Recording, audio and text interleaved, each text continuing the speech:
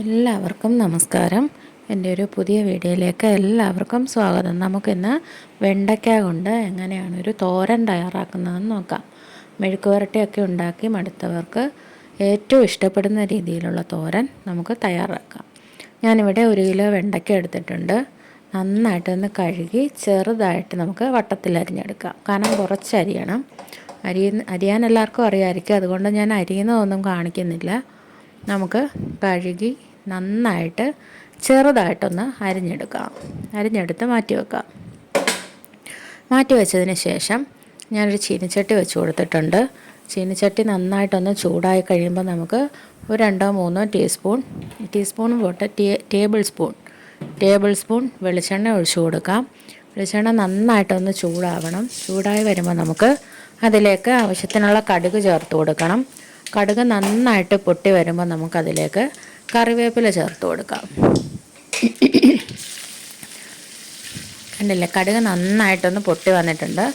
കറിവേപ്പില ഇട്ട് നന്നായിട്ടൊന്ന് മൂത്ത് വന്നതിന് ശേഷം നമുക്ക് അതിലേക്ക് വട്ടത്തിൽ അരിഞ്ഞു വെച്ചിരിക്കുന്ന പച്ചമുളക് ചേർത്ത് കൊടുക്കാം. എരിവുള്ള പച്ചമുളകാണെങ്കിൽ ഒരു 2 എണ്ണം ചേർത്താൽ മതി.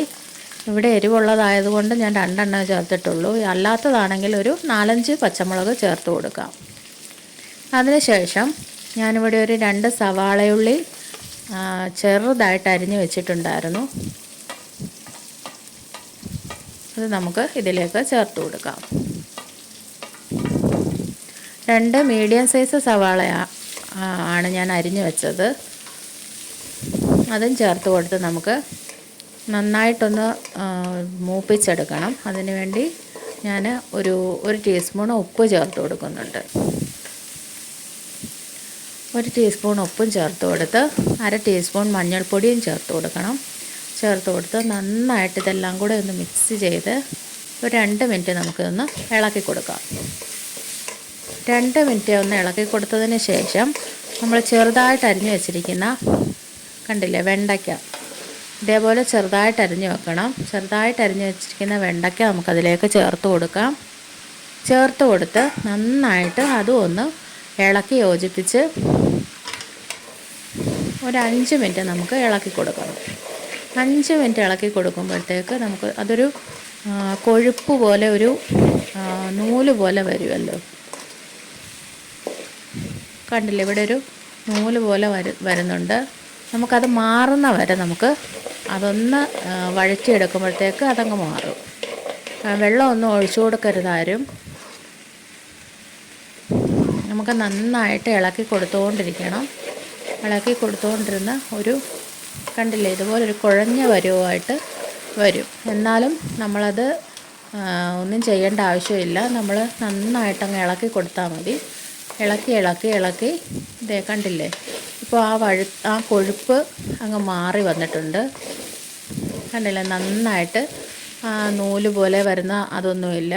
നന്നായിട്ട് ആ കൊഴുപ്പൊക്കെ മാറി വരുമ്പോഴത്തേക്ക് നമുക്ക് തിരുമ്മി വച്ചിരിക്കുന്ന തേങ്ങ ഇട്ട് കൊടുക്കാം. ഞാനിവിടെ 1 മുറി തേങ്ങ എടുത്തിട്ടുണ്ട്. അതിന് ശേഷം മുളക് പൊടി വേണമെന്നുള്ളവർക്ക് ശകലം മുളക് പൊടി ചേർത്ത് കൊടുക്കാം. ചേർത്ത് കൊടുത്തില്ലെങ്കിലും കുഴപ്പമൊന്നുമില്ല. അതിന് നന്നായിട്ട് എല്ലാം കൂടി ഒന്ന് മിക്സ് ചെയ്ത് കൊടുക്കാം. കണ്ടില്ലേ, ഒരു ഒട്ടലോ കൊഴുപ്പോ ഒന്നുമില്ല. നല്ല തോരൻ പരുവത്തിൽ കിട്ടിയിട്ടുണ്ട്. ഒട്ടും വെള്ളമയോ ഇല്ല, ഒന്നുമില്ല.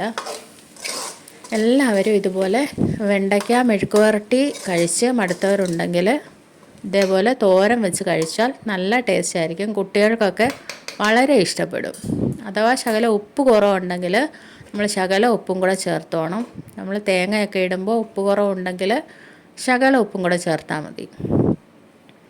ഞാനിതൊരു പ്ലേറ്റിലേക്ക് മാറ്റുന്നുണ്ട്. കണ്ടില്ലേ, എളുപ്പത്തിൽ വെക്കാൻ പറ്റിയ, ഒരുപാട് സാധനങ്ങളൊന്നുമില്ലാതെ വെക്കാൻ പറ്റിയൊരു തോരനാണ് വെണ്ടയ്ക്ക തോരൻ. എല്ലാവരും ഒന്ന് ട്രൈ ചെയ്ത് നോക്കണം. വീഡിയോ ഇഷ്ടപ്പെട്ടു എന്ന് കരുതുന്നു. ഇഷ്ടപ്പെടുകയാണെന്നുണ്ടെങ്കിൽ എല്ലാവരും ഒന്ന് സപ്പോർട്ട് ചെയ്യണം, സബ്സ്ക്രൈബ് ചെയ്യണം, കമൻ്റ് ഇടണം, ഹൈപ്പ് ബട്ടൺ പ്രസ് ചെയ്യണം. Thank you.